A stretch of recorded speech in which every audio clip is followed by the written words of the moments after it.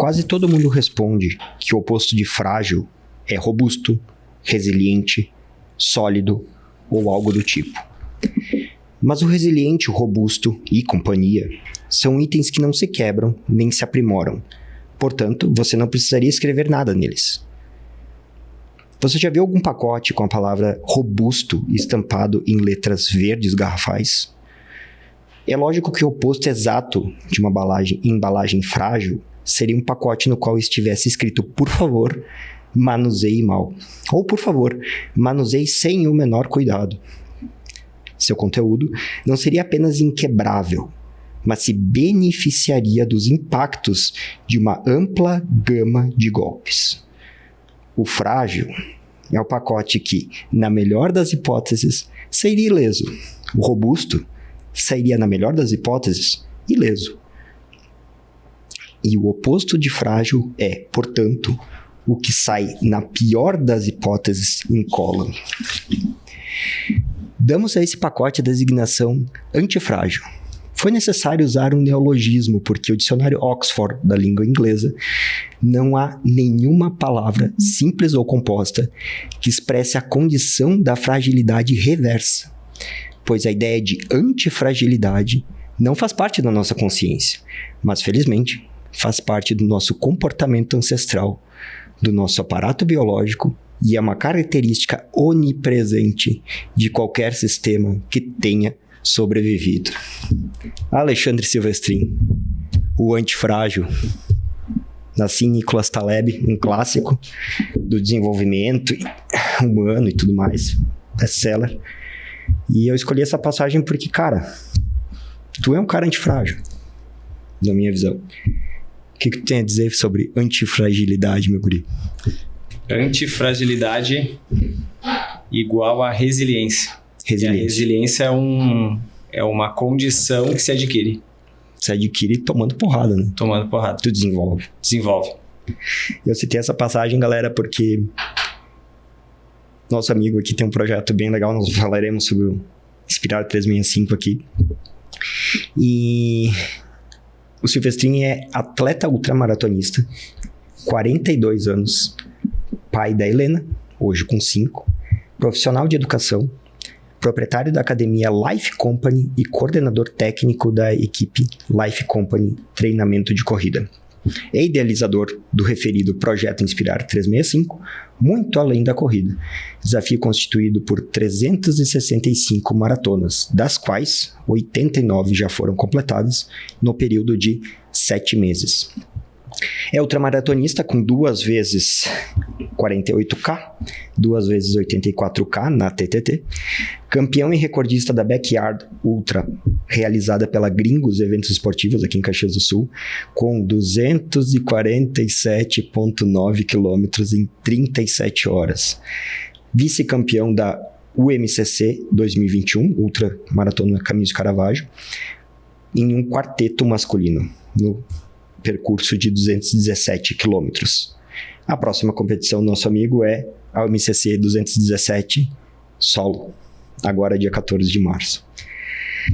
Silva, bem-vindo ao Crônicas do Endurance Podcast, uma iniciativa financiada, custeada pela Paquá, que visa chamar a atenção da galera aqui da região para histórias como a sua e de outras tantas pessoas que às vezes passam meio despercebidas naquela confusão que é a timeline, né,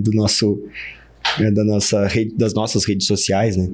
Então, a ideia aqui é a gente trocar uma ideia, tu trazer a tua experiência, com base sempre nessa ideia de refletir e ancorar os teus insights. Um pouco de profundidade, vamos sair do raso, né, galera? Vamos aprofundar, porque às vezes a gente sai treinar, tira fotinho, tá pago, mas tá na hora de a gente botar daqui a pouco um pouquinho mais de peso nessa iniciativa. E para agradecer a tua presença aqui e a tua confiança nesse projeto, porque é o primeiro, né, velho? Com certeza. É o primeiro aqui de muitos. Que honra. A honra é minha. Tá aqui, ó, presentinho da Paquá. Muito obrigado, Thiago. Então temos aqui mochilinha e dentro uma camiseta que eu quero que tu moa nos treinos. Muito obrigado. Quero ver essa camiseta rodando vários quilômetros aí em Caxias. Silver, a palavra é tua, velho, porque se deixar eu fico falando o tempo inteiro do podcast aqui. Cara, como que tu começou, velho, a correr? De onde que veio essa história? Sim. Fala aí um pouquinho da tua trajetória. É muito bom, Thiago, poder falar de corrida de rua. Corrida de rua é o esporte que mais cresce no país, esporte que mais cresce no mundo, né? Recentemente foi realizada uma pesquisa em torno de 12, 13 milhões de pessoas, se eu não me engano, praticam corrida de rua no Brasil. Então é um esporte que exponencialmente vem crescendo muito. E eu amo esse esporte, eu gosto, eu trabalho, sou suspeito para falar, né? Eu comecei a correr em torno de 10, 11, 12 anos na escola. Eu era aquele estudante que corria as provas no domingo, ganhava uma medalha e ficava todo orgulhoso na escola, na hora do recreio, que a diretora apresentava para toda a escola o Alexandre Silvestrin, que ganhou tal medalha. Então, de lá vem aquele amor pela medalha, aquele amor que todos nós temos, né? Isso é muito legal. Legal. A medalha é a síntese de uma vitória, né? A vitória na corrida de rua, ela vem de quatro formas, né? Tem 4 formas de se vencer na corrida de rua, no meu modo de ver. A oportunidade em participar é uma vitória, né? O avanço, a melhora, a conquista, né? de melhorar, né? De um dia para o outro. A conquista de ter a capacidade de vencer a prova, também isso é uma condição bacana, né? Então, a corrida de rua ela tem esses nuances, né? E também a corrida de rua, ela nos propicia o melhor de nós, que é a nossa capacidade física e mental. Então, a corrida de rua, ela é capaz de transformar, ela é transformadora. Então, dentro desse contexto, eu desde os meus 11, 12 anos, por volta de 20 anos de idade, eu comecei eu voltei um pouco à corrida de rua. Poucas provas, competições, ela não era tão desenvolvida quanto agora. O cenário era bem mais limitado. O cenário era limitado, né? E fazem 12, 13 anos que a corrida de rua voltou na minha vida, trabalhando como técnico, né? Especificamente com o esporte. E fazem 5, 6 anos que eu venho me moldando, né? Como um atleta amador, né? E há 2 anos e meio que eu vim para as ultramaratonas, as provas ultramaratonas. Então, dessa forma, esse é o meu contexto enquanto corrida de rua. Uma crônica. São crônicas. Não, né? São crônicas. São momentos. São momentos. A gente tem a fase, então, do despertar ali no início. Poxa, que legal. Acho que é interessante esse insight da escola, né? Uhum. Tipo, a valorização da performance por parte da diretora, enfim, claro, né, que estimulou. Isso me estimulou, isso me motivou, isso me fez com que talvez eu fosse profissional da área, fez com que eu fosse para a corrida de rua como atleta, vamos dizer assim, amador, e trabalhasse com isso. Certo. E felizmente eu trabalho com isso, sou muito feliz e sou muito... A palavra que eu poderia utilizar...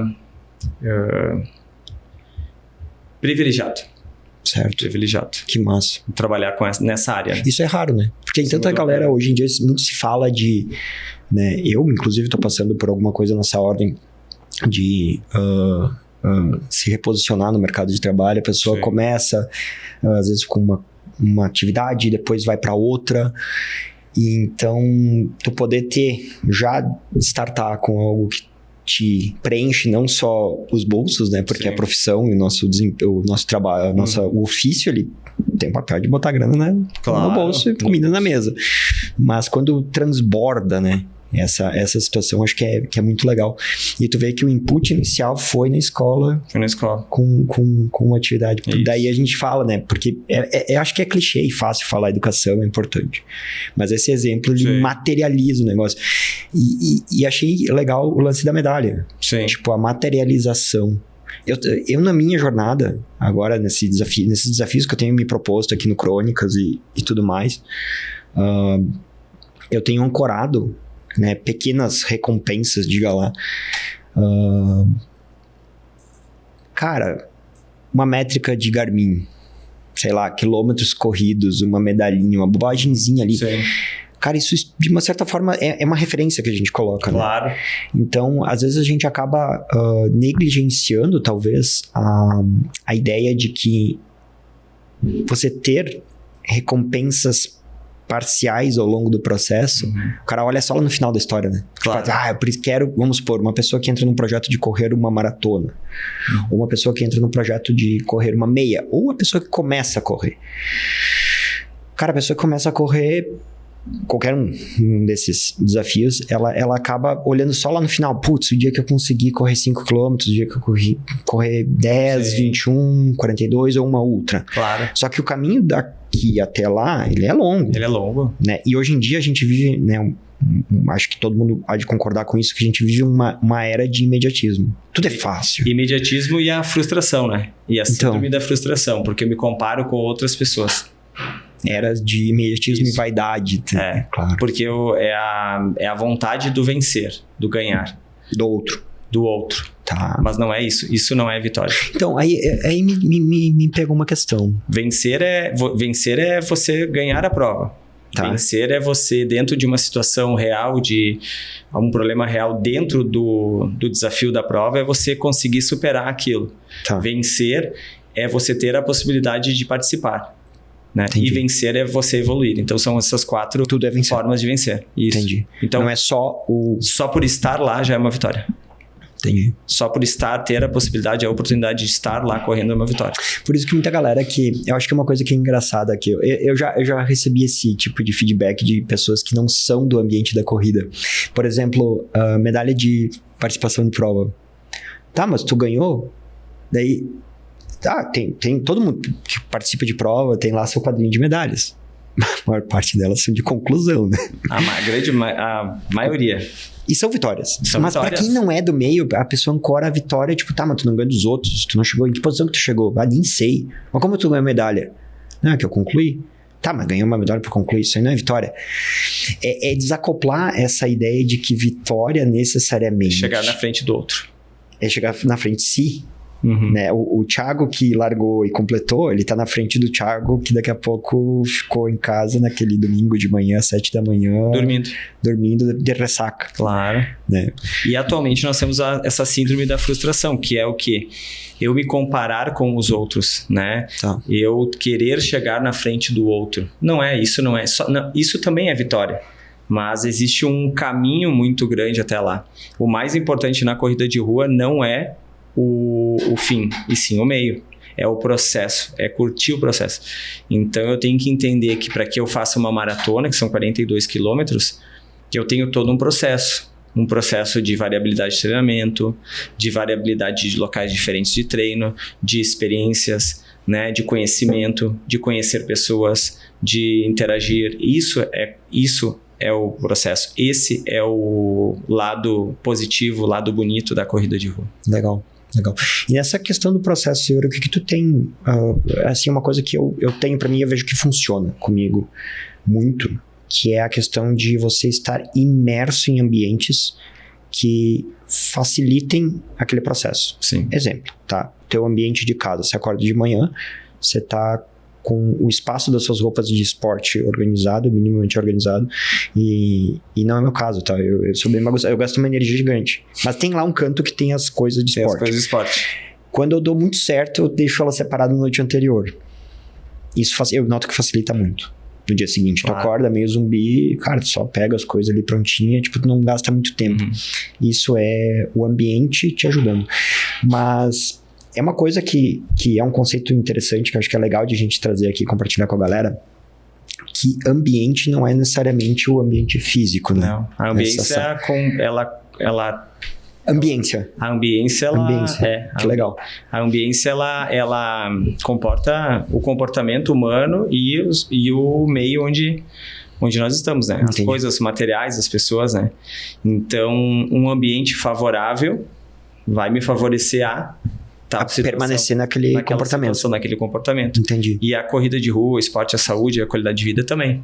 Legal. E eu percebo, como eu também trabalho com corrida de rua, eu percebo que eu influencio também, o meio onde eu vivo, influencio os alunos, a percepção das necessidades de alimentação, estilo de vida também, as pessoas aderem a isso. Legal. Então nós somos influenciadores. O influenciador na rede digital, ele influencia a pessoa que está lá do outro lado da tela, né? E eu acredito que as redes sociais também, elas influenciam. Porque se eu corro, eu começo a seguir pessoas que correm, eu começo a seguir treinadores, profissionais relacionados à área da corrida de rua. Então, esse ambiente virtual também faz parte desse processo de ambiência. Processo de ambiência. Isso. Cara, gostei disso, velho. Processo de ambiência é um conceito bem legal. Porque, pensa só, se a gente entende que tudo é ambiente, nessa coisa toda, você citou aqui ambiente virtual. Aí nós temos o ambiente físico, no caso da tua casa. O ambiente humano. Então, você começa a correr, você daqui a pouco tem amigos que correm. Se influencia por pessoas que... Equipe, Isso. treinador, Isso. nutricionista, Vamos lá. Eu acho que é importante também a gente refletir sobre esses elementos que ajudam. Claro que o que dá a fagulha inicial, o start do negócio é a pessoa ter uma iniciativa. É iniciativa. Mas ela tem que ter noção que ela sozinha, apesar de a corrida de rua ser um esporte individual, você não executa esse processo sozinho. Né? É mais difícil. É possível, Claro, é mas possível. complica. Mas complica. Tu aplicar isso sobre um monte de gente, a incidência de pessoas que não vão aderir ao comportamento é bem menor. O conhecimento teórico e prático de uma outra pessoa pode te auxiliar a evoluir, né? Nesse sentido. Claro. E nesse sentido, tipo, de ambiência, né? Tu tem a galera da Life, tem teus alunos, tem a equipe, tu tem um ecossistema, vamos dizer assim, de treinadores e assessorias aqui da cidade, enfim, que se conversam e tem seus modelos de trabalho. Esse ambiente, essa ambiência, utilizando o termo que eu gostei, eu vou pegar para mim esse termo, viu? Usando a ambiência, como é que tu vê isso, tipo, o poder disso? Vamos lá, pega o caso de algum aluno teu e cara, tipo, pode citar bem de boa nome na galera aí, que entrou no processo e tu nota assim que a ambiência foi determinante para aquele cara avançar no processo. Claro. E se manter no processo. Porque na verdade avançar no processo dá pra gente dizer que é se manter no processo. Né?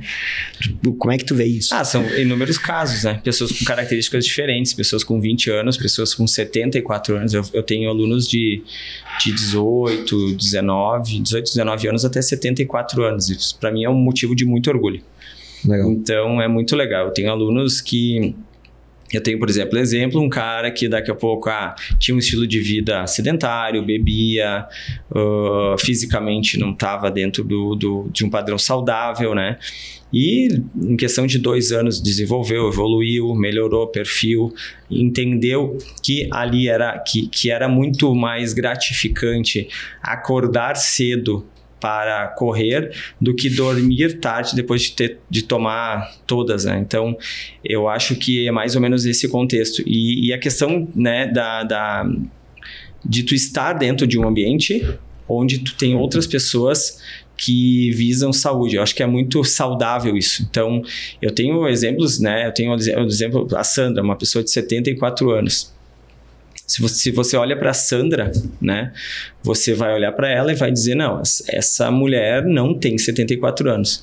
E é uma mulher de 74 anos que faz todo um trabalho, uma preparação, que tem consciência, né, da importância da prática regular do exercício físico, que tem consciência de uma alimentação saudável, de um estilo de vida saudável. É uma pessoa que treina a musculação 3 vezes por semana, é uma pessoa que treina a corrida 3 vezes por semana, com 74 anos. É a professora Sandra. Professora Sandra. Querida. Sim, ela foi minha professora. A professora Sandra, cara, eu conheço ela. Então é um exemplo Olha muito só legal. Que legal. É uma pessoa, então é muito legal. E isso é reflexo de quê? Reflexo de uma pessoa que tem conhecimento, né, do seu papel. E é uma pessoa que também inspira. Por exemplo, eu tenho um projeto que o nome é Inspirar. Mas eu tenho pessoas que me inspiram. Ela é uma pessoa que me inspira. Porque quando eu chegar nos 60, 70 anos, eu eu me inspiro nela, eu quero estar assim como ela está. Cara, Porque eu sei da importância, né, da prática de um estilo de vida saudável, né? Que legal. É muito legal. Nesse sentido, eu tô finalizando a leitura de um livro que também é dessa linha do desenvolvimento pessoal e tudo mais, bem é um best-seller, é o How to Live, do Peter Attia. Nesse livro, cara, a abordagem, o Peter Attia, ele é pra quem não conhece, enfim, fica realmente a dica, dá um Google aí, pesquisa, que vale a pena. É uma leitura que com certeza vai agregar muito na tua qualidade de vida. O Peter Attia, ele é um médico que resolveu se especializar em longevidade. Então, a entrega dele é assim, olha só, eu tenho aqui 36 anos e eu quero viver bem a fase final da minha vida. E aí tem uma coisa louca, né, cara? Porque na nossa cultura, é uma impressão que eu tenho, eu acredito que ela seja bem sólida, ela seja palpável. Falar de morrer é meio, parece que tá traindo, né? A gente não fala de morte. A gente não fala de morte. A gente não fala, tipo, cara, tem um ditado que eu já ouvi falar, quando você pergunta, tu tem certeza de alguma coisa? A pessoa responde de brincadeira, a única certeza que tem é que eu vou morrer. Eu vou morrer. É o máximo que a nossa cultura chega de uma lógica estoica, né? O memento mori. Sim. Que tu vai morrer. É a única coisa dada e certa. Nem, assim, é certo que tu vai, não quando. É o mais certo que tem na vida, não adianta. Exato, é o fim dela, né? E, cara, isso pode dar muita gente que pode estar escutando isso, pode gerar uma ansiedade, pode gerar algum desconforto, mas a gente precisa encarar isso de frente. Claro. E esse médico, Peter Attia, ele propõe essa reflexão. Esse livro eu tô terminando de ler. Assim que eu terminar de ler, eu quero fazer um reviewzinho e gravar e colocar aqui no Crônicas. Porque uma das coisas que eu pretendo fazer nesse projeto é justamente isso, Silver. Ler obras, decupar essas obras, dar uma digerida, porque isso aqui não tem problema de ter spoiler. Claro. Na verdade, quanto mais spoiler tu tiver desse livro, melhor, porque tu vai aproveitar mais quando você se debruçar sobre ele. É isso, é uma coisa que eu conto como certo pro público aqui do Crônicas. Leiam. Vamos ler, galera. Lê. Não precisa ser um nerd cracudo de biblioteca. Mas o hábito, né, da leitura. Cara, 10 páginas por dia, 5. Lê um pouquinho por dia. É uma modulação ambiental. Claro. O ambiente de informação, ele acaba tendo um componente de modulação no sentido de que tu lê um insight desse, tu vê, cara, acho que eu vou botar uma colherinha a menos de açúcar no café. Claro. Daqui a pouco eu vou... Um exemplo é esse, mas existem outras, né? N formas. Expande, né? Sim. E ele fala, o Peter Attia, muito sobre a ideia de envelhecer bem, tipo assim, morrer, né? O que ele defende, assim, é morrer o mais tarde possível e o mais rápido possível. Tipo, tu não passar por aquela agonia que é muito comum. Claro. Né? Que, tipo, sei lá, pessoas que passam 5, 10, cara, 15, 20 anos, às vezes, agonizando. Com uma condição física. Ou nem agonizando, talvez uma condição física um pouco... Não, né? Eu tô falando do pior cenário. No caso, mas assim, sem autonomia. Sem autonomia. Estamos falando de liberdade. Sim. A pessoa ter liberdade no mercado, pegar duas sacolas e compra e voltar pra casa. Claro. Sem precisar que alguém faça isso por ela. E existe uma questão de responsabilidade. Nós que estamos, né, chegando na meia-idade, a gente tá no final do ápice, vamos dizer assim. Eu tenho 36, você tem 42. Então essa faixa entre os 30 e os 50 é o ápice do desenvolvimento, né? Então nesse momento, se a gente... É meio que a última chamada. Se a gente não trabalha... No teu caso, tu trabalha há bastante tempo, né? Eu também tenho uma rotina eu sempre pratiquei esporte, mais ou menos, mas sempre tive. Mas a última chamada é nessa faixa, porque a partir dos 50 o negócio é downhill. Sim. Ladeira abaixo. Então, se a gente começa a trabalhar nessa fase, essa cultura de pensar, cara, eu vou morrer. E como é que eu vou estar nesse momento? Se tudo der certo, né? Não vamos considerar aqui tragédias, infortúnios, que faz parte da vida também. Vamos considerar que vai dar tudo certo, que tu vai chegar lá com teus 70, 80, 90, 100 anos. O que tu precisa fazer para chegar até lá? Claro. Lendo, entendendo, indo no mercado com a sacolinha, pegar teu neto, teu bisneto, teu trisneto daqui a pouco ali no colo, né? Não necessariamente jogar e dar cambota, mas poder exercer a tua autonomia. E aqui pode parecer um pouco estranho, talvez hoje na internet, vamos se expor ao fogo da internet. Não onerar o sistema. entende? Mas não o sistema financeiro só. Sim. Não onerar o sistema familiar. Poxa, você tá... E aqui, pelo amor de Deus, não quero dizer que se alguém que tá vendo, tá passando por isso, que é uma questão de julgamento. A gente tá falando de big picture, né? Uma visão ampla, né? Casos isolados são casos isolados e claro que tem suas particularidades. Mas uma visão assim de que, poxa, você tá lá com 90 anos, é tão legal, é tão feliz. Cara, a gente tá falando de evitar sofrimento teu e dos teus familiares. Ter qualidade de vida, ter saúde, né? Ser independente, né? Exatamente. Eu tenho isso é uma vitória, não? É uma vitória. Eu tenho 2 casos, assim, comentou até os 50 anos, né? A partir dos 50 anos e tal. E todo aluno importa, toda pessoa importa pra mim, desde aquela pessoa que apenas caminha até aquela pessoa que faz uma ultramaratona, ou aquela pessoa que é a campeã geral da prova. Para mim, sempre importou e sempre vai importar. É o mesmo grau de importância enquanto aluno, atleta. E tem um público que eu gosto muito de trabalhar, que é um público os 50 a mais. Eu tenho 2 casos de alunos, um homem e uma mulher, né? Com 57 anos ambos, e o resultado que ambos obtiveram é muito bacana.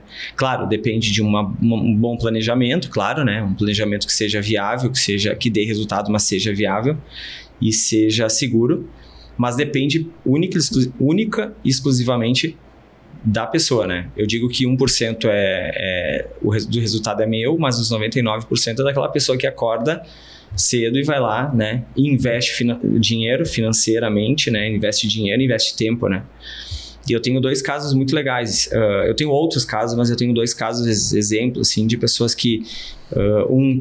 uma que treina comigo há 10 meses, por exemplo, e não falhou um treino. Em média, 3 treinos de corrida e 3 de musculação.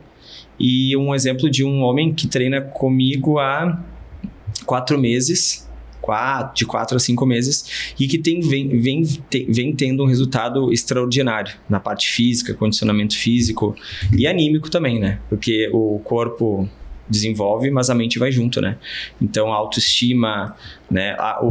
O esporte, a atividade física, ele trabalha o corpo, mas ele trabalha a mente também, né? Vem a reboque essas coisas. Vem junto, né? É uma bola de neve, né? Então, é muito legal. Eu trabalho com diferentes faixas etárias, mas essa faixa etária 50 a mais é muito bacana. E as pessoas não têm noção do poder que é de um bom planejamento, de variabilidade, variar os estímulos, né? O trabalho aeróbico, o trabalho de força, o trabalho de mobilidade, flexibilidade. Se a gente conseguir no ser humano incluir esses 3 fatores, né? Legal. Força, o fator cardiorrespiratório e o fator mobilidade / flexibilidade, é uma garantia de uma qualidade de vida e de uma saúde, né? E uma longevidade muito maior. Tu tá falando a mesma coisa que o Peter Attia falou no livro dele. Uhum. Ele diz... eu não sei se tu leu esse livro, tu não conhece. Então, tu poderia ter escrito o livro, Silvio. Porque é exatamente isso. Claro que o Peter, ele traz... Sim, são uma abordagem diferente. Não, a abordagem é a mesma. Ele só recheia com artigos científicos. Claro. Tu tá usando a tua evidência anedótica, a tua experiência. Sim, experiência, né? Prática. Mas ela reverbera em quem produz ciência. Claro. Porque o que acontece? Ele defende que... vamos lá. Força. Cardio. E ele chama de estabilidade, não necessariamente mobilidade, mas dá para entender que é a mesma coisa, no sentido de que a pessoa tem que ter própria percepção e controle. Sim. Porque vamos lá, você vai descer um degrau com 75 anos, desequilibrou, tu tem a agilidade de te levar a mão em alguma coisa, aí entra a soma de fatores, né? A própria percepção, ou seja... As AVDs, né? Atividade de vida diária. Exatamente. Né? Só que a gente usa sem perceber. Porque eu não preciso de força e nem condicionamento cardiorrespiratório para amarrar o meu tênis. Sim. Mas se eu não tiver capacidade de abaixar, né? Elas se complementam, né? Isso, se complementam. Então, né? É um contexto. Que legal. E o trabalho de força, Silvio? Cara, assim, a gente treinou, né? Eu tive a orientação do Silvio por um tempo ali no início do ano passado, antes de começar o voluntariado. Eu tava fazendo a planilha com ele. E foi muito legal, cara, a experiência que eu tive com os treinos de força. Eu achei da hora a tua abordagem no sentido de focar na força. E eu vejo que no Endurance existe, às vezes, um pouco de resistência da galera. Sei lá, tem medo de ficar pesadão. O cara pensa em treino de força, já pensa no, sei lá, numa fisiculturista. Vou fazer força, eu vou ficar aqui. Vou virar o cara... Pessoal, vou perder... Não vou baixar meu tempo porque eu ganhei muita massa. Cara, desmistifica essa pra galera, por favor, cara, porque você acha que isso é um serviço de utilidade pública. Com certeza. É que o que acontece? Com o tempo nós vamos perdendo massa muscular, né? Principalmente pessoas de 30 anos pra mais, né? A partir dos 30 anos na nossa curva, né? Sim. Ela vai descendo, né? Então nós vamos perdendo, nós vamos criando um processo chamado sarcopenia, que é a perda da massa muscular. Tá. Então o treinamento de força, né, treinamento com cargas, ele vem para nos auxiliar a que nós consigamos nadar contra a onda. A onda tá me levando, né, para o fundo do mar, e eu tenho que nadar contra para eu não ir lá para o fundo do mar. Então, o treinamento de força ele serve como um contraponto disso. Então, e se for fazer uma análise, uma pesquisa, né, uma pesquisa no Brasil em si, eu acredito que a grande maioria das pessoas que praticam corrida de rua atualmente são pessoas acima de 30 anos. Então, são pessoas acima de 30 anos que praticam corrida de rua de forma regular. Então, essas pessoas precisam, né, reforçar a musculatura. Eu nunca lembro, mas é uma atleta, eu acho que eu comentei, uma atleta do esqui cross country e tal. Eu não lembro... É uma atleta que ela foi multicampeã olímpica, multicampeã mundial também, né? Campeã olímpica das Olimpíadas de Inverno e tal. No esqui cross country, que é um dos esportes, né, mais absurdos que tem. Ele é tido como o esporte que mais apresenta endurance. Pra galera que não conhece, esqui cross country você vai de esqui descendo numa reta e numa subida. Tu tem que se deslocar na neve. É uma maratona na neve. Ou seja, é uma prova longa que exige uma capacidade, né, cardiorrespiratória absurda, né? E essa atleta com 37, 38, 39 anos participou, eu lembro que ela havia participado de uma Olimpíada de Inverno. E ela foi questionada sobre a preparação, sobre o treinamento dela. E ela foi muito enfática, né? O percentual do treinamento dela, né? Das variáveis, né? Força, técnica e tal. A questão da técnica, ela reduziu, né? Para aquela competição de forma muito, muito ampla. E ela aumentou o trabalho a nível muscular, ou seja, o trabalho para ganho de massa muscular justamente para compensar aquela perda. Porque ela já desenvolvia, né? O sistema cardiorrespiratório também, né? A gente vai perdendo. E ela tinha muito desenvolvida a técnica, só que ela deu mais ênfase para o trabalho de força muscular, potência muscular, né? Legal. Então é muito legal. E principalmente quem faz provas mais longas, por exemplo, meia maratona ou ultramaratona, não adianta, é necessário, né? É para prevenir. É para prevenir. Não é... Melhorar a eficiência, prevenir, deixar o corpo mais econômico. Entendi. Mais econômico. E vamos lá, falamos antes de rede social, de aparência, né? É claro que hoje em dia acho que já é meio clichê chutar esses cachorros, né? Porque acho que todo mundo já sabe que tem um problema, né? Temos um problema com as redes sociais, temos um problema com essa coisa da vaidade, da estética, né? Ainda mais no Brasil, porque me parece que o brasileiro tem um comportamento estético, a gente dá muito valor para as aparências. Basta ver o que se consome em grande mídia, né? Sim. Então, os conteúdos, os grandes influenciadores e tal, o apelo estético tá sempre estético em todos os sentidos, né? Tipo, o cara, os bens da pessoa, o corpo da pessoa, e muitos se submetem, às vezes, por trás daquela fachada, né? A procedimento estético maluco, cara, dieta maluca para manter... Porque o negócio dela vira o corpo dela. Claro. A imagem, na verdade não é nem o corpo, é a imagem que o corpo dela projeta. Então, nesse sentido, até que ponto a questão estética... Porque assim, você acordar de manhã no espelho, você olhar no espelho e ver um corpo saudável é motivador. Você colocar esse corpo na vitrine da sociedade e receber aprovação dessa sociedade também é motivador. É motivador. Cara, onde é que tá o equilíbrio disso, na tua visão que trabalha com isso e vê pessoas? Por exemplo, assim, vamos lá, uma pessoa que começou uma jornada, melhorou ali, botou o shape, né? Vamos lá, botou o shape, tá legal. A pessoa pode tirar a camisa na praia e vai sentir um certo orgulho, uma certa... Uau, tô legal. Tem que ter O que tu vê, cara, o que tu vê dessa questão? Basicamente é um equilíbrio, né? É uma opinião minha, claro, né? Então, não quero dizer que a minha opinião é a mais correta, né? Sim. Mas eu vou ser meio clichê, né? O importante é tu sentir bem, mas estar bem. Sentir e estar. Sentir e estar. Ou seja, esteticamente, né? Se sentir bem e ter saúde. Porque não adianta esteticamente você estar bem, mas você não ter saúde. Exato. Né? E aí entra, acho que um outro ponto, né, cara, que a gente vai pro outro... Vamos lá. Mas também esteticamente, mas também eu tenho saúde e eu não me... Esteticamente eu não me vejo bem. Tá. Então isso pode também influenciar no contexto, claro. Tem a dose. Por isso do equilíbrio. Importante encontrar esse equilíbrio. Claro. Porque o que eu vejo que acontece bastante, acho que é interessante essa reflexão no sentido de que a gente vive uma era meio polarizada e, cara, daria pra passar um bom tempo. Eu passaria um bom tempo compartilhando alguns insights que eu tive dos conteúdos que eu consumi ultimamente. Principalmente de um neurocientista brasileiro, chamado Miguel Nicoleles. Uhum. Galera, dá um Google e dá uma pesquisada aí, porque esse cara deveria... Não digo ser tão famoso quanto jogador de futebol, não vou meter essa... Porque o jogo de futebol é muito mais legal do que ciência no sentido de entretenimento. Claro, cara, mais lúdico, mais... Falou um palmeirense doente aqui, né? Eu quero que tu fale sobre isso depois. E torcedor do Caxias. Agora nós temos aqui o produtor de conteúdo da Alcatel, ele é dessa galera, ele tá lá faceiro do caramba, ó, tá felizão aqui lá.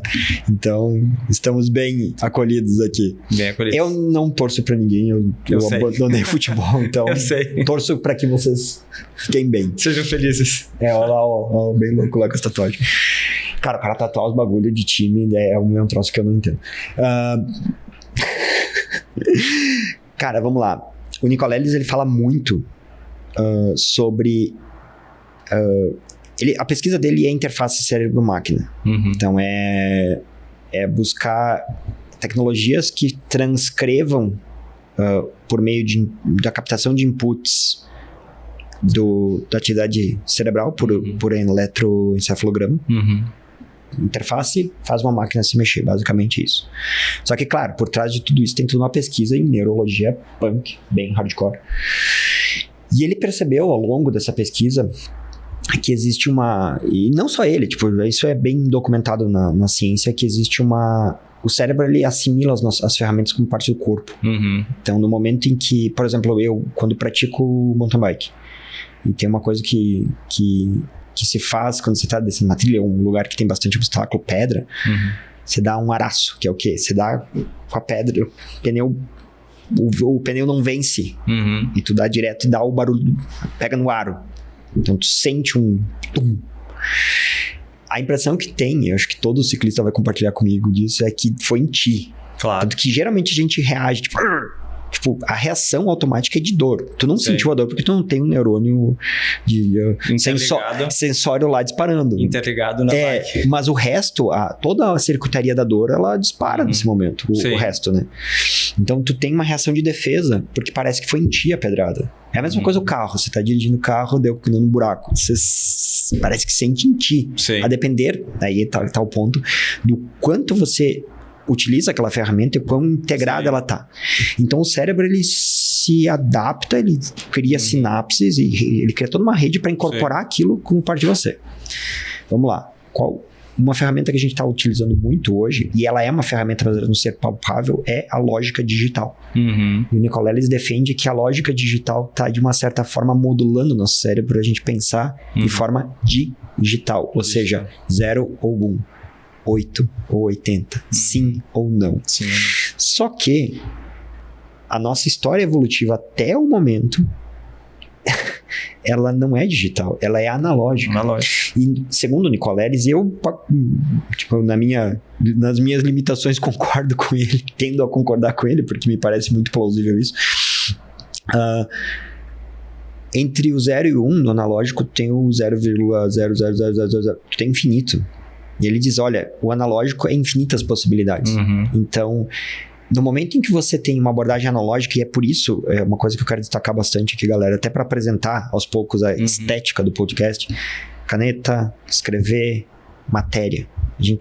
O Nicoleles defende isso e eu divido dessa preocupação que a gente precisa resgatar algumas coisas analógicas.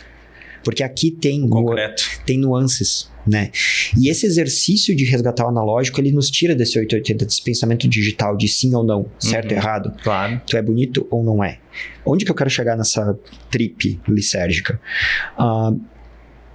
Por um lado, nós temos o sedentarismo extremo, que é o que a gente começou abordando aqui. Claro. De outro lado, nós temos aquele atleta de performance. Que, cara, o louco vira um... Vamos lá, o cara vira um cracudo do esporte. Ele só fala de esporte, só fala de corrida. Eu conheci galera da bike, eu conheço galera da corrida. Cara, o cara não fala de outra coisa. Equilíbrio de novo, né, Silvio? Né? E acho que a estética, ela entra também nessa conta. E acho que na modulação ambiental, passa muito pra gente resgatar. Você vai treinar, cara, interage com a galera. Meu treino, tô focado. Beleza, tu tem que focar, mas dá um oi. Olha pro lado, sabe? Eu, às vezes, fico num foco, tipo, eu fecho a cara, tô treinando, mas sempre que eu me pego, tipo assim, demais, eu procuro desarma, converso com o cara, claro, sabe? Com certeza. O que tu acha disso na cena de hoje? Falando da corrida de rua, que é o teu ambiente, assim. Onde que estaria o equilíbrio, cara? O que se... Vamos lá. O que seria esse equilíbrio? Sim. O que acontece? Quando eu falo de corrida de rua, o que eu preconizo? Eu preconizo um contexto. Na minha visão, são 4 possibilidades ali. Nós temos o sedentarismo, né? E no extremo nós temos o atleta. Atleta de elite, né? Atleta que compete, que vive do esporte, de patrocínios, patrocinadores, cenário estadual, nacional, mundial, né? Ele ganha a vida com isso. Okay. Então, são os 2 extremos, o 1 e o 4. O 2 é aquela pessoa que pratica atividade física. Ela vai 2 vezes por semana na academia. Tá. E o que eu preconizo é o que eu chamo de mini atleta, entre aspas, que é aquela pessoa onde eu mudo o estilo de vida. Né? Que ela literalmente muda o estilo de vida, que a gente cria uma variabilidade de estímulos, de modalidades, um trabalho de reforço, um pilates, especificamente a corrida de rua, né? Então a gente tem esse cenário. No cenário atual, nós temos pessoas diferentes, pessoas que já têm mais experiência e pessoas que já vão vindo. A corrida de rua, dentro da educação física, né? Dentro da prática de modalidades relacionadas ao exercício físico, nós temos 2 conceitos. Nós temos o conceito da tendência e o conceito da moda. A tendência é aquilo que veio e ficou. Musculação, treinamento com pesos, é tendência. Certo? Dentro desse contexto, nós temos o outro extremo, que é a moda. Moda são atividades. Por exemplo, anos atrás veio uma moda, que era realizar atividade de musculação com um pouco menos de carga, mas em baixíssima velocidade, super slow, que era uma atividade... Então, se acreditava que naquele momento tu iria ter ganhos de hipertrofia e tudo mais. Se acreditava que o Pilates poderia ser uma moda. Se acreditava que o CrossFit poderia ser moda. Mas o CrossFit não é moda. O CrossFit é tendência. Consolidou. O Pilates é tendência, consolidou. E a minha pergunta, Thiago, a corrida de rua, ela é moda ou tendência? Boa. E eu tenho a resposta na ponta da língua. Ela é as 2 coisas. Tá. Ela já veio há anos, ela foi interrompida por um período de pandemia. Tá. E ela vem crescendo exponencialmente com base no que cresce nos Estados Unidos. Sendo que aqui nós temos muitos eventos esportivos. A indústria do marketing é absurda nos Estados Unidos e essa indústria ela reverbera para o Brasil. A gente pega muito. Nós pegamos muito deles. Muita ressonância, né? Lá, né? Então a corrida de rua só cresce. Então depois da pandemia veio um período ali de reorganização e o último ano, e esse ano de 2025 vai ser um ano recorde, certo? Então a corrida de rua ela é tendência e ela é moda. Então eu vejo pessoas que estão através de tendência, que já vêm pessoas mais experientes correndo, e eu vejo que tem pessoas que estão começando. Legal. Grupos estão se formando de pessoas novas. Legal. Eu vejo uma tendência de pessoas abaixo de 30 anos correndo, grupos pequenos de amigos ali. Então, dentro desse contexto, o que nós precisamos é criar um ambiente saudável dentro da corrida de rua. Esse ambiente saudável, ele passa por uma aceitação. Não é porque eu já corro há 5, 6 anos e eu corro uma maratona que eu tenho que olhar com desprezo uma pessoa que está começando agora, que ainda, né, está no processo inicial de treinamento, que mal corre ou que corre 3, 5 quilômetros e não corre por exemplo, no ritmo que eu corro. Então, nós temos que entender que a corrida de rua, ela é universal e ela é para todos, né? Legal. E ela é transformadora, porque eu iniciei num formato e agora sou outro. Eu sou uma outra versão minha, né? Porque a corrida de rua, como eu sempre digo, ela é transformadora. Ela transforma. Então, nós temos que criar um ambiente que seja agradável e que seja amistoso dentro desses conceitos. Porque senão, daqui a pouco, nós vamos desestimular essas pessoas que estão dentro desse processo inicial de formatação. Eu achei fantástico esse insight porque é uma coisa importante, né? Fazer diferenciações e conceituações, eu adoro isso. Vamos lá, moda e tendência. Moda e tendência. Né? Cara, o quanto de moda tem... Tudo bem, é que nem o lance da estética, né? Tipo, quanto de modismo tu tem? Cara, vai lá, tem o modismo, tem o tênisinho, o hype, legal, o Garminzinho, tudo bem. Mas isso não pode determinar a tendência. Claro. A moda pode ser modulada pela tendência, que é o quê? Qualidade de vida, treino, desenvolvimento humano, a pessoa se desenvolver enquanto pessoa por meio do esporte. Mas acho que uma diferenciação que eu faço muito na minha jornada, na minha ultramaratona, é fins e meios. Qual é o fim e qual que é o meio? O que é ferramenta e o que é a execução da ferramenta. Dado o momento que você começa a servir a ferramenta, perdeu o propósito. Sim.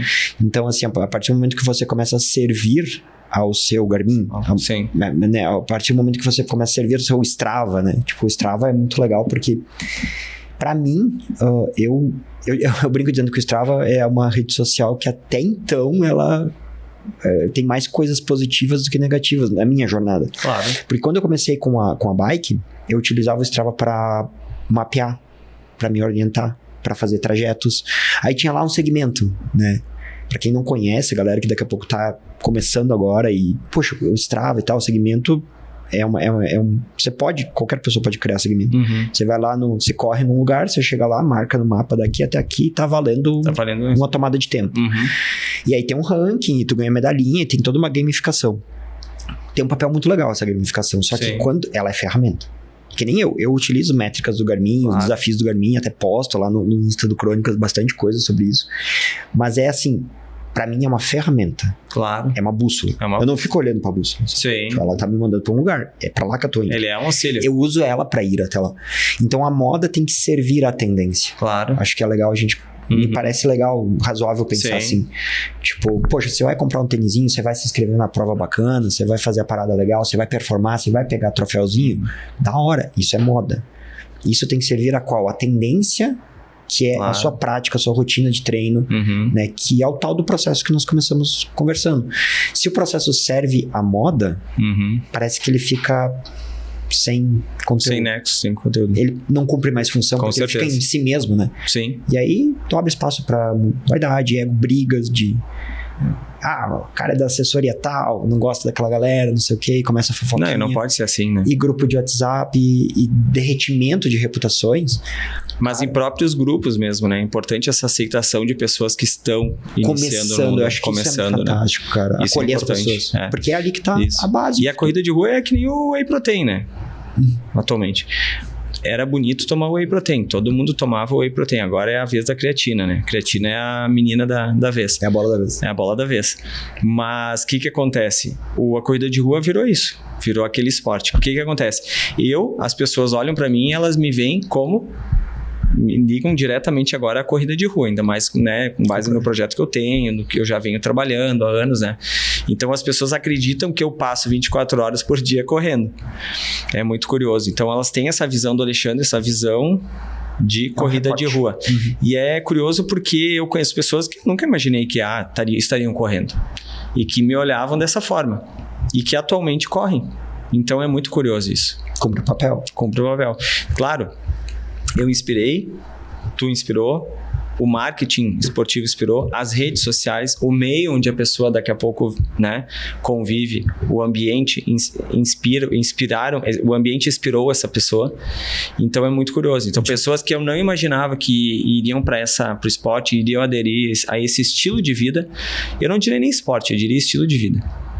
né? Entendi. Agora estão praticando corrida de rua. É muito legal. Legal. É muito legal. Legal. E eu me sinto, assim, é uma coisa importante falar, eu me sinto extremamente privilegiado, eu falei essa palavra antes, porque eu trabalho dentro de um ambiente, né, saudável, feliz, bacana, que eu tenho certeza que eu consigo, dessa forma, muitas vezes mudar a vida de uma pessoa para melhor. E não é só não é uma mudança física corporal, né? Não é uma mudança só na saúde física, e sim na saúde mental. Legal. É muito legal. Legal. Eu acho que é importante a gente fazer um fechamento no sentido de que se porventura quem tá aqui assistindo não pratica esporte, daqui a pouco tá olhando assim, meu Deus, o que vocês estão falando, né? E a gente falou de números aqui que podem assustar. Uhum. Que nos treinos dos seus alunos, da Sandra, ela treina tantas vezes e daqui a pouco a pessoa que não faz nada olha cara, não consigo treinar uma, velho. Daí entra aquela lógica 880, aquela lógica de comparação. Uma senhora me dá na cabeça em número de treino. Cara, a jornada é individual. O meu maior objetivo no projeto Inspirar, por exemplo, é dizer pro Thiago, pô, eu corro uma maratona por dia. Eu corro 4 horas todo dia, né? Se eu corro uma maratona todo dia, por que tu não consegue 3 vezes por semana, 30 minutos, fazer alguma atividade física? E não precisa ser a corrida, pode ser uma caminhada, pode ser uma natação, uma bicicleta, alguma coisa. Então, a ideia é colocar nas pessoas, né, impactar, para fazer com que as pessoas tenham aquela percepção. Opa, mas ele faz tudo isso, ela faz tudo isso, a Sandra faz tudo, né? Por que eu não posso fazer? Certo. Então, é que a pessoa olhe para si mesma, perceba, né, e comece. E aí tem uma coisa que acho que é importante a gente deixar claro, né? Porque entra aquela coisa, mas eu não quero fazer, todo mundo é livre para fazer o que quer. Só que a gente não pode viver imaginando que o universo, o mundo, os fatos, eles são alheios ao que você quer. Claro. Então é fato que se você não se exercitar e se você não cuidar da sua saúde, você muito provavelmente vai pagar um preço. Daí existem aquelas evidências anedóticas, né? Mas tem um senhorzinho lá que fuma e bebe e não sei o que, e tem 120 anos. No livro do Peter H, ele tem o início do livro é com centenários, e muitos deles são pessoas que, cara, não faziam nada, fumava e bebia e tinha 120 anos. Então, só que daí é aquela coisa que é um cherry picking, né? Que o cara escolhe numa amostragem. Claro. E aí, quando você pensa que o nível de letramento científico da nossa população é baixíssimo, essa lógica científica do tipo, gente, isso aqui é só tu tá pegando exceção. Mas se deu certo pra ele, vai dar pra mim.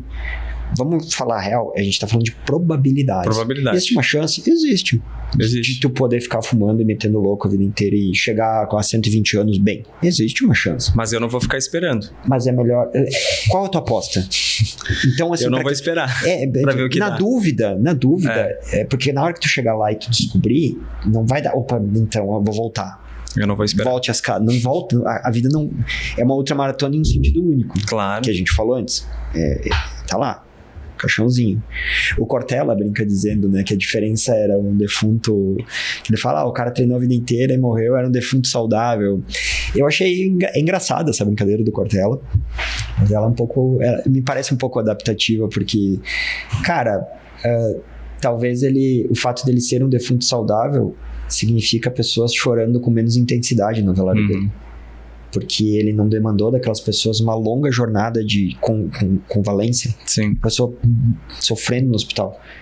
Ele partiu em paz. E as pessoas vão ficar com as memórias boas, vão ficar aquela coisa, meu Deus, ainda bem que ele partiu, porque estava sofrendo, eu sofrendo, tudo. Eu perdi um amigo por câncer, novo, né? Dá pra dizer que foi uma fatalidade, muito fora da curva, assim. Ele passou 2 anos lutando contra o câncer. Ele era uma pessoa extremamente saudável, forte. Cara, é muito doído. É doído. A jornada. Essa fase. A gente romantiza o comer, a gente romantiza o beber enlouquecidamente. Então, a proposta aqui não é, claro, de novo, não é ser uns cracudos do fitness e tal, que não... Não, velho, não é isso. Tudo com equilíbrio. Mas botar na balança que existe isso. Que existe esse fator, né, de sofrimento. Mas nós estamos falando de um contexto, né? De um contexto. Mas eu vou partir de um outro contexto diferente. Eu tenho 50 anos, eu vou ter 50 anos e, com 50 anos eu passo daqui para outro plano. E uma pessoa também com 50 anos passa daqui para outro plano. Ok. Beleza. A diferença é que eu tive um processo, sempre treinei, vida saudável, tenho uma filha de 5 anos, né? Pude dar o exemplo para ela, participei de todo um processo, o meio, conheci pessoas, viajei, adquiri saúde, experiência, orgulho, né? E a outra pessoa também. Mas aí tu vai dizer, mas o cara era saudável e foi igual ao outro. Só que é diferente. O outro, sedentário, bebia toda semana, hábitos alimentares ruins, estresse. Eu não, eu aproveitei. Então, quando a gente fala de meio e fim, a gente está falando do mesmo fim. Só que o meu meio foi mais saudável, foi mais feliz e eu pude inspirar e outras pessoas ou seja, eu deixei um legado positivo. Acho que isso é legal, né? Isso é uma coisa... Porque daí é uma coisa que transcende o ego da pessoa. Eu tenho uma filha de 5 anos. Deixou legado. Eu tenho uma filha de 5 anos. Com certeza, ela ainda não compreende totalmente o contexto do que o pai dela faz e tal. Mas ela tem orgulho do pai dela, no sentido de que ela vê que o pai dela tem um propósito e um estilo de vida alegre e saudável e bonito. Legal. Eu não preciso mostrar para ela que bebida é positivo. Eu não preciso mostrar para ela que comer errado é positivo. Eu posso mostrar para ela um outro lado da vida muito mais saudável. E eu posso ir junto com aquele cara de 50 anos no mesmo, só que eu tive uma trajetória. O meu meio foi muito mais inspirador do que essa pessoa. Enriquecedor. É um outro contexto também que a gente pode abordar. Claro. Então, não importa se a pessoa vai ter uma longevidade, uma qualidade de vida, o importante é que eu, enquanto estive aqui, fui capaz de passar isso para outras 3 pontinhos. Isso. Que legal.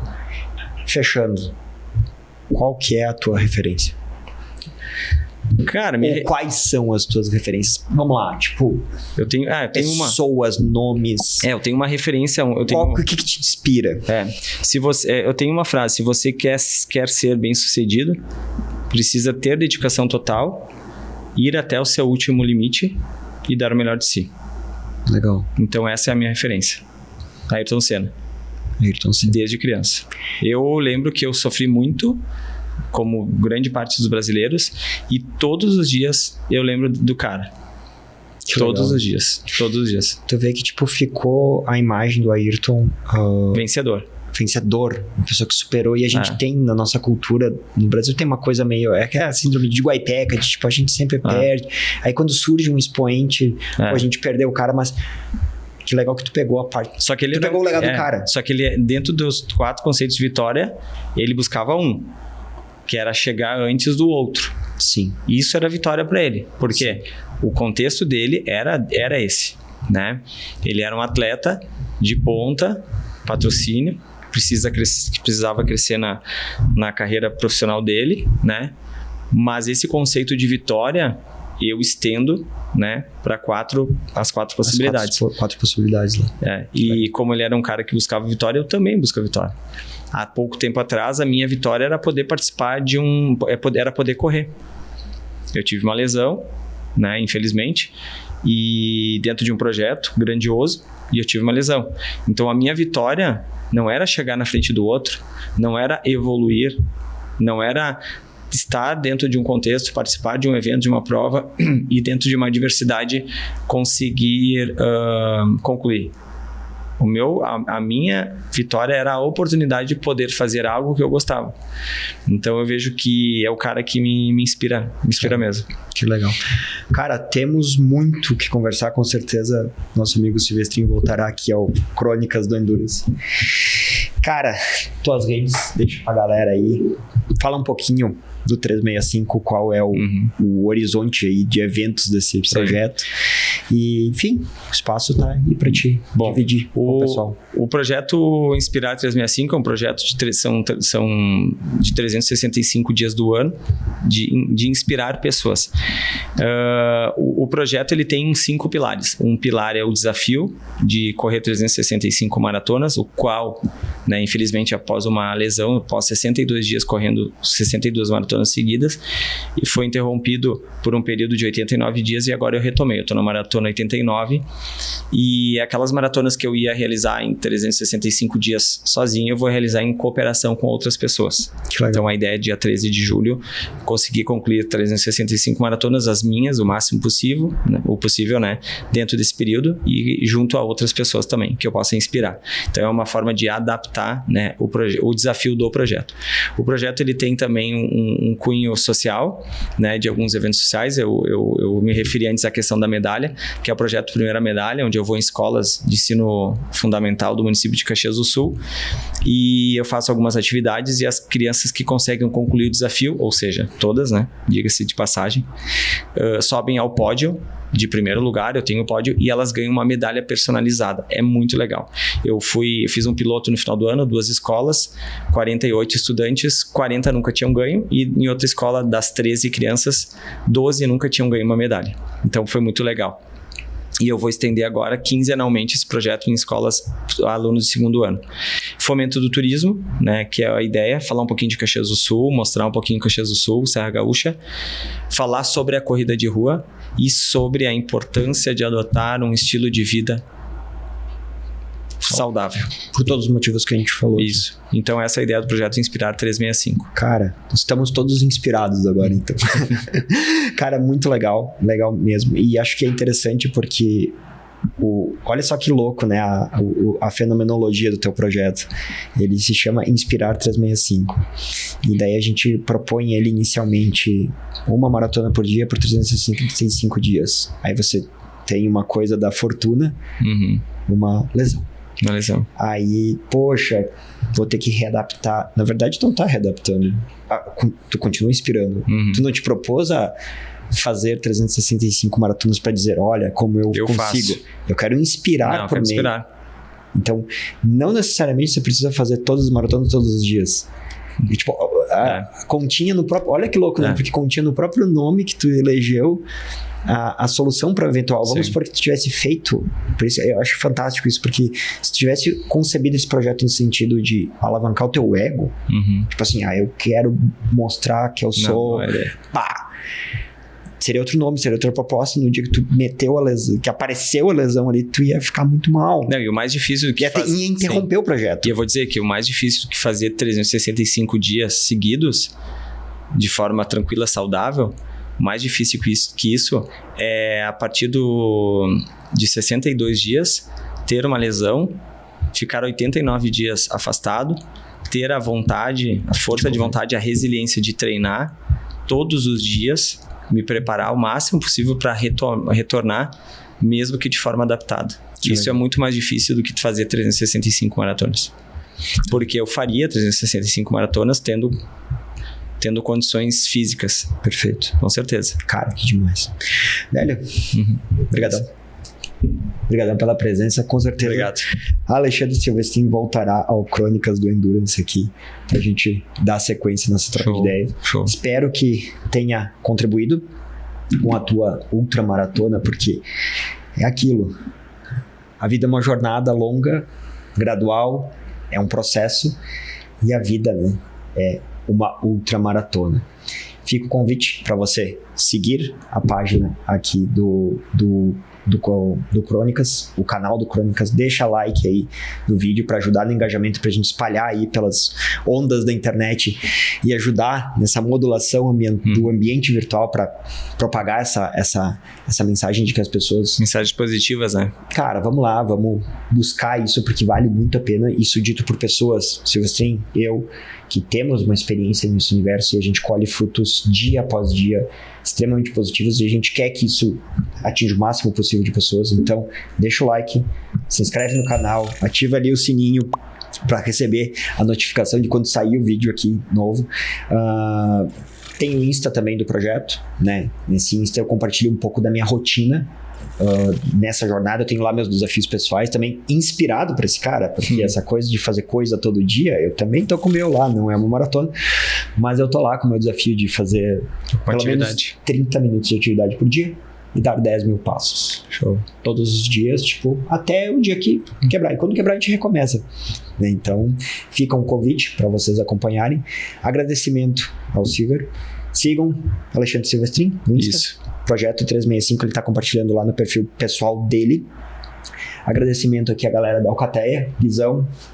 Primeiro episódio gravado com uma qualidade excepcional, tá? Colhimento excepcional. A gente preza muito pelo local, galera. Então, eu fiz questão de escolher um estúdio local, valorizar o trabalho de um parceiro aí de longa data.